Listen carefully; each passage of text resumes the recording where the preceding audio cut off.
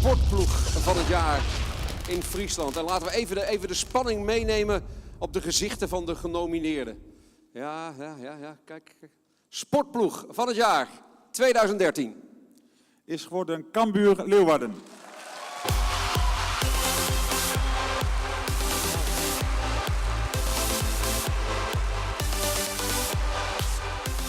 Ja, het is gewoon goed voor de club. Hè. Het is net alleen het kampioenschap, het is de manier hoe we voetballen, maar de beloning voor een stuk beleid van de Auron hier. Wat hartstikke belangrijk is, de wij die we insloon had.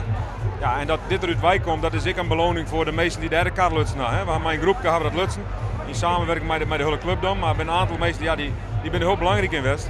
Nou, voor hun is dit een mooie prijs. Ze is het toch geworden, Irene Wust. De mensen die op haar gestemd hebben bedanken. En ik mocht absoluut niet vergeten de vakjury, want daar hecht ze heel veel waarde aan. Dankjewel. Dankjewel. Sven Kramer.